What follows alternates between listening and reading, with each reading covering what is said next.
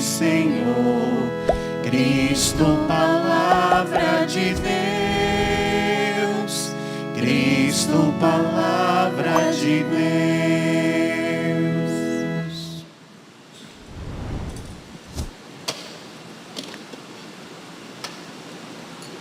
O Senhor esteja convosco. Ele está no meio de nós. Proclamação do Evangelho de Jesus Cristo segundo Marcos. Glória a vós, Senhor.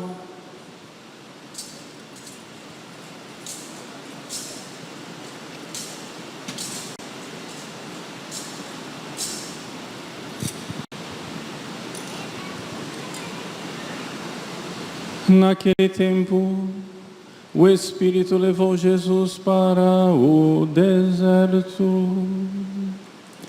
E ele ficou no deserto durante 40 dias e ali foi tentado por Satanás. Vivia entre os animais selvagens e os anjos o serviam. Depois que João Batista foi preso, Jesus foi para a Galileia, pregando o Evangelho de Deus e dizendo: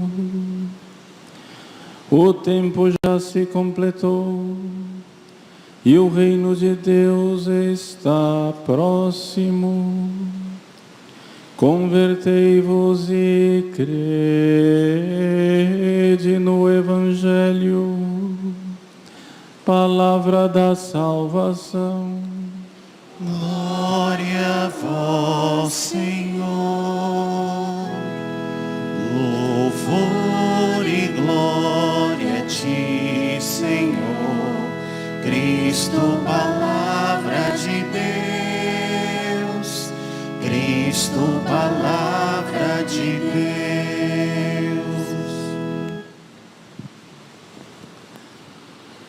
Meus queridos irmãos e irmãs, a Igreja Católica que peregrina neste grande Brasil, esse ano está celebrando esta Quaresma, na recordação de que há 60 anos a CNBB iniciou a campanha da fraternidade.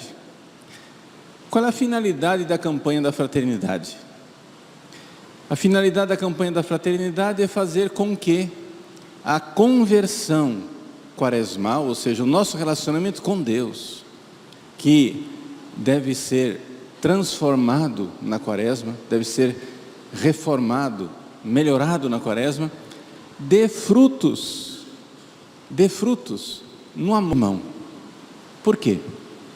Porque, como diz São João, quem diz que ama a Deus, que não vê, mas não ama o irmão a quem vê, é um mentiroso. Então, assim como quando a gente vai atender alguma pessoa em direção espiritual, o padre, que é diretor espiritual, ele não embarca, ele não acredita imediatamente no que a pessoa está narrando. A pessoa chega e diz assim: padre, eu estou rezando, aí quando eu rezo, eu vejo, assim, vem luzes espirituais. Padre, quando eu rezo, Deus me alimenta, e eu tenho, às vezes sinto um êxtase, uma alegria, lágrimas de contentamento, realização, felicidade. Deus me falou, Deus me disse, Nossa Senhora tocou meu coração. O diretor espiritual, se ele é um bom diretor espiritual, ele fica coçando a barba, ouvindo aquilo, e diz assim: tá, como que está a sua vida? Por quê? Porque se a oração é verdadeira, se essas coisas que estão sendo narradas são verdadeiras, existe um fruto. E a gente verifica isso, qualquer diretor espiritual sabe disso. O fruto da oração, a oração é real, ela é verdadeira, quando ela demonstra em mudanças na virtude. A pessoa está ficando mais paciente em casa, está ficando mais generosa, está largando aquelas manias de mentir, de passar a perna nos outros, de tirar proveito. A pessoa está ficando mais casta, mais pura, está deixando aquelas piadinhas sujas. Se a pessoa está mudando na sua vida, então essa oração que ela está narrando para mim é verdadeira.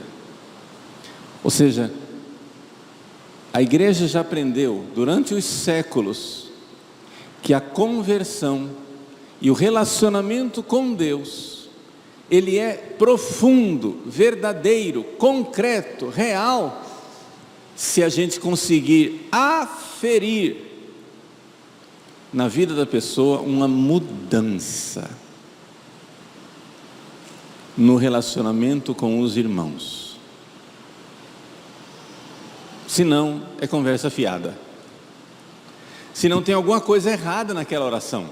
Vejam, quero que vocês entendam, rezar é bom, rezar é importante, nós precisamos rezar sempre, rezar mais, cada vez mais. Mas se você está rezando e a sua vida não está mudando, tem alguma coisa errada na sua vida de oração. Então é esta convicção que está por trás da campanha da fraternidade. A Quaresma é um tempo de oração mais intensa. A Quaresma é um tempo de penitências. A Quaresma, porém, para que isso tudo seja autêntico e verdadeiro, precisa ser um tempo de amor mais intenso, de virtudes cristãs concretas, né, que a gente vê acontecer.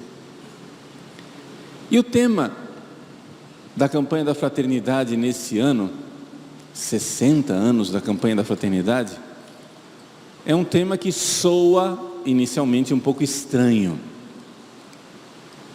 Amizade social. Mas o que quer dizer amizade social? O Evangelho de hoje vai nos ajudar muito a perceber isso. Primeiro, antes de falar de social, a gente precisa falar de amizade. O que é amizade? Todo primeiro domingo da Quaresma, a igreja nos faz refletir sobre a tentação de Jesus no deserto. Esse ano é a versão mais abreviada, porque nós estamos no ano de São Marcos. Então, não tem a narrativa da tentação, aquele diálogo, não é, entre Jesus e o demônio. Simplesmente vem a notícia que Jesus ficou no deserto durante 40 dias, que o Espírito Santo levou Jesus para o deserto, né? Eu sempre achei muito curioso e estranho que no texto grego original, quando diz assim que o Espírito Santo levou Jesus para o deserto, a palavra levou é a mesma palavra, é uma palavra que aparece mais de 80 vezes no Novo Testamento, mas aparece sempre quando Jesus expulsa os demônios. Ou seja, o verbo ekbalo quer dizer empurrar para fora, não é? Pôr para fora, expulsar praticamente, né? E então Jesus expulsa o demônio dos corpos das pessoas, da vida da pessoa. E aqui é interessante que o Espírito Santo expulsa Jesus para o deserto. Para quem lê o original grego, fica chocado com o verbo, né? Fica, mas por que São Marcos escolheu entre tantos verbos que ele podia escolher para o Espírito Santo que manda Jesus, né? O Espírito está bem traduzido aqui, tá? O Espírito Santo levou Jesus para o deserto, mas no original grego tem uma sonoridade, assim, um negócio assim meio chocante. O Espírito Santo expulsou Jesus para o deserto, como se fosse uma violência, um ímpeto, né? Mas a gente vê claramente que é Jesus que é levado para o deserto como se o Espírito Santo fosse, digamos assim, o general que empurra as tropas para o grande combate, para o grande conflito. É no deserto que se dá o conflito do Espírito de Deus com o Espírito do mal. E Jesus é quem vai realizar essa luta. Pois bem, ali foi tentado por Satanás. A palavra Satanás aqui não é indiferente, porque a palavra Satanás, ela é a palavra Satã, não é? É o adversário, é o inimigo, é o acusador, é o contrário da amizade. Nós estamos querendo investigar o que é amizade social. Jesus é então jogado no reino da inimizade pelo Espírito Santo, para vencer, né? O que é a inimizade aqui? Vamos entender. Vejam, meus queridos, os demônios eram anjos bons, que foram criados na amizade com Deus. O que é amizade? Amizade é o seguinte: uma pessoa é meu amigo quando ele ama as mesmas coisas que eu amo, e quando essa pessoa rejeita as mesmas coisas que eu rejeito. Essa é a coisa mais interessante na amizade, né? Porque assim, as pessoas têm uma ideia um pouco romântica de amizade, assim: ai, que é amigo? Ai, eu gosto dessa pessoa, essa pessoa gosta de mim, eu gosto dessa pessoa, essa pessoa gosta de mim. Qualquer um sabe, qualquer um que tenha tido amigo por um pouquinho mais de tempo do que simplesmente um ano, que esse negócio enjoa. Esse negócio de, eu gosto de você, você gosta de mim, isso aí é uma bobagem, isso aí não vai para frente. O que realmente fundamenta a amizade é quando as pessoas amam as mesmas coisas e rejeitam as mesmas coisas. Você se senta na mesa com um amigo, aquele amigo lá que gosta do mesmo time que você gosta, ou então que vão comentar aquele time adversário que perdeu. Você conversa com gosto, porque tem o mesmo interesse. Você ama as mesmas coisas e rejeita as mesmas coisas, não é? Por que é que às vezes, quando você se converte, você se sente deslocado com os seus amigos? Porque agora aquilo que você ama não é o que eles amam. O pessoal pensa assim: não, vamos fazer alguma coisa para fulano se converter, sei lá, por exemplo, tem esses movimentos dos acampamentos de oração. Os acampamentos vão lá e converte, tem aquele choque espiritual e a pessoa se converte. Ótimo, muito bem, parabéns. O problema é o depois, porque depois você pegou essa pessoa, arrancou ela de um lugar e vai ter que plantar em outro. Você vai ter que dar novos amigos para essa pessoa. Sabe por quê? Porque agora que ela está convertida, as pessoas que antes eram amigas vão começar a olhar para ele com estranheza. Por quê? Porque você já não ama mais a mesma coisa que amava antes. Antes, qual era a sua conversa com os seus amigos? Você conversava de quê? De sem vergonhice? O que atraía a sua amizade era o gosto pela cerveja? Nada contra a cerveja, mas que a cerveja seja o fundamento de uma amizade, eu acho uma coisa um pouco estranha, né? O que é a amizade? Você antes gostava de coisas ilícitas, pecaminosas, ruins. Agora de repente você senta na mesa com os seus antigos amigos, eles continuam gostando daquelas coisas ruins, e aquilo já não diz mais nada para você, porque você conheceu Deus, começou a amar Deus. Então vocês veem que ali tem alguma coisa que muda na amizade.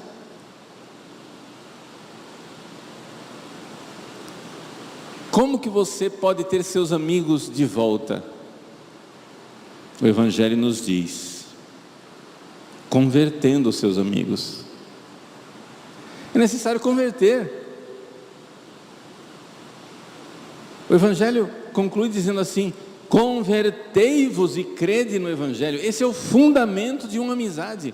O fundamento de uma amizade é a metanoia, mudança de mentalidade. Nós temos que começar a amar o que Deus ama e rejeitar o que Deus rejeita. A amizade social entre nós, ela está fundamentada, antes de tudo, na amizade que nós precisamos ter com Deus.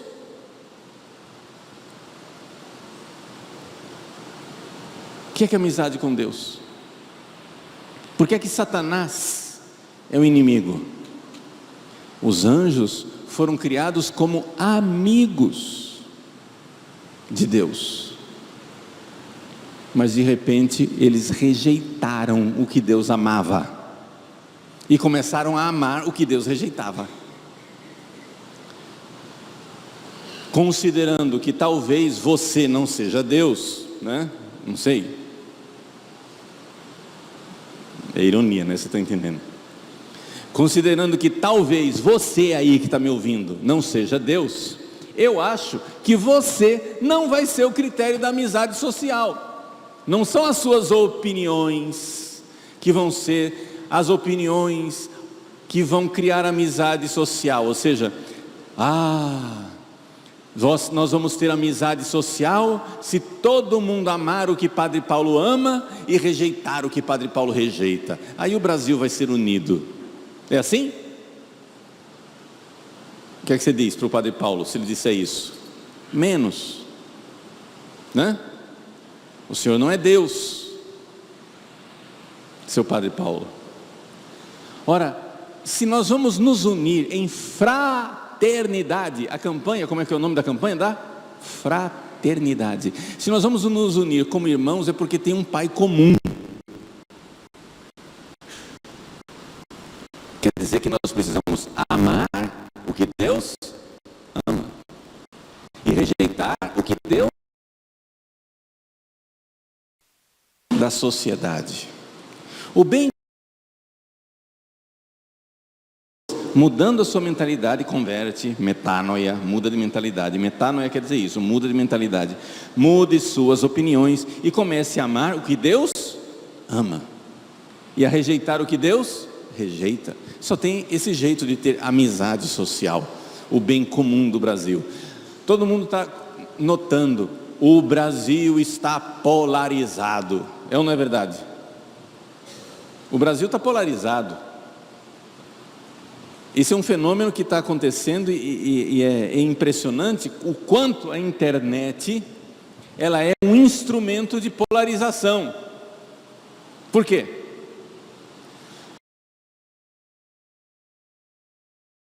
É um mecanismo que está voltado para o ganho.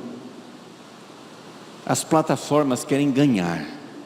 Então eles ficam mostrando para você o conteúdo que sabe que é o seu interesse. A internet só mostra o que você quer. Só mostra o que você quer. Só mostra o que você interessa. Se você não interessa naquilo, se você rejeita aquele conteúdo, ele não mostra mais. Ele vai mostrando sempre o que você quer ver. É ou não é? Você vai comprar um sapato, aí faz uma pesquisa de sapato. Olha, pode garantir que para o resto do mês vai aparecer sapato nas propagandas. Aí se você começa a se interessar por conteúdos políticos que vão para a esquerda ou para a direita, ele vai mostrar sempre aqueles conteúdos para você. Então a internet ela cria uma ilusão de unanimidade, onde os grupos políticos, os grupos de interesse vivem na sua pequena bolha, sem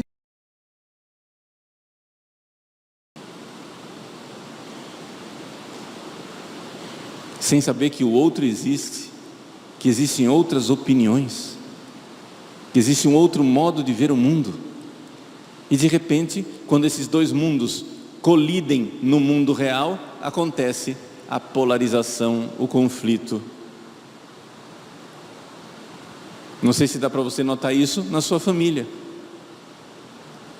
Você está lá na bolha da internet, com aquelas opiniões. Aí faz uma reunião de família. Desgraceira velha. Senta para uma reunião de família, e aí acontecem os conflitos. Como você pensa assim? Todo mundo pensa diferente. Só que cada um tem o seu todo mundo, entendeu? O meu todo mundo pensa assim, o meu todo mundo pensa assado. Está feita a polarização. Então essa campanha da fraternidade, ela é muito oportuna, porque nós precisamos, como brasileiros, nos desarmar e sair dessa polarização. É uma polarização que existe dentro da própria igreja, porque dentro da própria igreja cada um está com o seu mundinho, cada um dialoga só com quem quer dialogar. Pequenas bolhas. Então tem a bolha tradicionalista, tem a bolha sede vacantista, tem a bolha contra o Vaticano II, tem a bolha pró-Vaticano II, tem a bolha da teologia da libertação, tem a bolha da teologia liberal, tem a bolha do liberalismo moral. Cada um tem a sua bolha. Mas se nós vamos ser católicos, ou seja, universais, se nós vamos ter essa amizade, como que a gente quer ter amizade social se a gente não tem amizade nem dentro da igreja? Explica para mim como é que vai acontecer isso. Nós precisamos baixar as armas, mudar a nossa mentalidade, e o critério, talvez, o critério da unidade, talvez não sejam as opiniões do Padre Paulo. Talvez o critério da unidade seja aquilo que Deus quer, onde o Padre Paulo vai ter que se converter, mas também todos os outros. Então vai ter amizade entre nós quando o Padre Paulo convertido encontrar os inimigos do Padre Paulo que também se convertem. E quando todo mundo estiver disposto a metanoia, a mudar de ideia, mudar sua visão, para quê? Para causar uma profunda amizade com Deus. Uma profunda amizade com Deus, com Cristo Jesus, com nosso Senhor, irá causar uma profunda amizade entre nós. Eu experimento isso, né, como padre. Quantas vezes vem pessoas de fora aqui na nossa paróquia, né? O pessoal está passando por Cuiabá, aí vem aqui na paróquia para dar um abraço, para tirar uma foto, né? Para conhecer quem que é esse Padre Paulo, né? Quem que é esse Padre Overlan. O pessoal da paróquia já está acostumado, né? Quando vê um grupinho diferente assim, girando lá na sacristia, já sabe o que é, né? Já sabe o que estão querendo. Mas a gente encontra pessoas que eu nunca vi, e você imediatamente já sente amizade. Por quê? Porque você vê que aquela pessoa ama as coisas de Deus, e você que ama as coisas de Deus sente uma sintonia com aquela pessoa. A amizade é amar as mesmas coisas e rejeitar as mesmas coisas. Portanto, para que haja amizade social, é necessário que todos mudemos de mentalidade. E a mentalidade que precisa ser adotada não é a de um partido ou de outro partido, de um grupo ou do outro grupo, mas que nós baixemos as armas e todos façamos um esforço para enxergar o que de Deus está sendo dito quando o outro diz uma coisa que me incomoda. Muitas vezes o outro diz uma coisa que me incomoda, mas existe ali alguma coisa de Deus. Então vamos supor o grupo que vem à missa e quer a liturgia perfeita, quer a liturgia maravilhosa, a liturgia com incenso, a liturgia com um canto sagrado, etc e tal. Um outro grupo vem à missa e diz: isso aí é burguesia, nós temos que ir lá com os pobres, nós temos que ir em direção às pessoas necessitadas. O que adianta? Todo mundo aqui com incenso subindo, sobrepeliz bonita, né? Liturgia acontecendo e a pessoa ali na esquina, desempregada, passando fome, e o pessoal sem luz elétrica, porque não tem ninguém que dê um amparo e que pergunte por que você está assim, por que aconteceu isso com você. Não adianta nada, essa liturgia bonita aqui é hipocrisia. Na vida, ali que está o evangelho, no pobre. Aí o pessoal do lado de cada liturgia diz: mas você não reza nunca, você não vai à missa, não reza, não faz o culto a Deus. Quando vai fazer uma liturgia que é toda descuidada.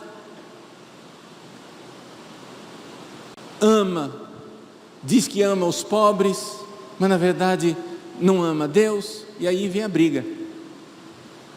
Como que a gente consegue unir esses dois grupos?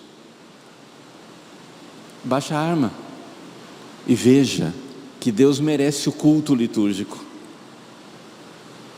Baixa a arma e veja que você precisa arregaçar suas manguinhas e fazer alguma coisa pelos pobres. As duas coisas. Nós somos católicos. A beleza de ser católico é que o católico não precisa escolher, ele pode querer tudo, como diz Santa Teresinha: eu escolho tudo. Eu escolho tudo. O católico não precisa escolher, é só escolher tudo de bom. Todas as coisas boas podem ser escolhidas. Escolher em grego é uma palavra feia, chama-se hairesis, é daí que vem heresia. O contraste do católico para o herege é isso: o católico não precisa escolher no que ele vai crer, ele crê em tudo aquilo que Deus revelou. Tudo.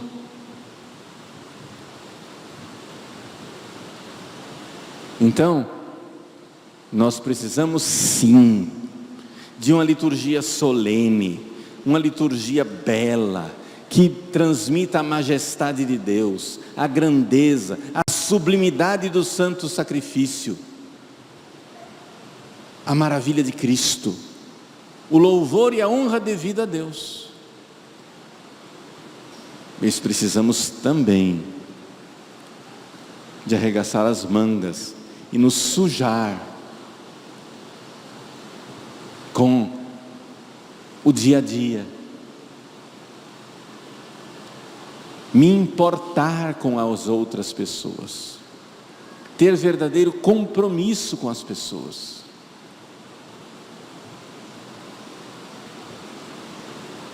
Então, meus queridos, vejam como esse tema de amizade social e de fraternidade é muito oportuno para o momento que nós estamos vivendo no Brasil e na igreja. Como a internet está causando uma polarização, um fechamento de grupos em bolhas conflitantes, não dialogantes entre si.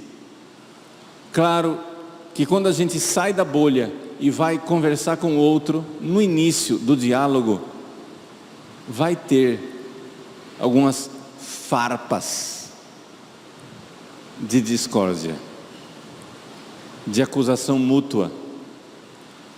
Mas se a gente fizer um esforço de não nos acusarmos mutuamente, mas deixar o Espírito Santo conduzir as nossas atitudes. O Espírito Santo, ele é criativo. O Espírito Santo jogou Jesus no deserto. Também ele nos jogue no deserto árido e difícil do convívio com os irmãos, na dificuldade de nos suportarmos mutuamente. Quanta injustiça a gente tem que tolerar e engolir para conseguir se sentar à mesa com um irmão, porque nós estamos marcados pelo pecado original e não vai ter esse negócio assim de vida boa, né? Essa fraternidade paradisíaca em que nós vamos, né, nos sentar à mesa e vai ter só alegria. Não, nós vamos nos sentar à mesa. O que o outro vai dizer vai me incomodar, o que eu vou dizer para o outro vai incomodar, e nós precisamos buscar, não um acordo, aqui que é importante, a fraternidade social não acontece quando a gente faz uma média das nossas opiniões, nada disso. Eu acho, né, que é isso, você acha que é aquilo. A gente divide por 2 e tira a média. Não. A fraternidade social é quando nós estamos dispostos a querer o que Deus quer. Não é uma média, porque a média nos dá a mediocridade. In medio mediocritas. No meio está a mediocridade. Deus não é mediocridade, Deus é superioridade. A fraternidade social se dá quando nós todos, não interessa de que tendência, de que visão, você esteja disposto a mudar para aquilo que é o que Deus quer.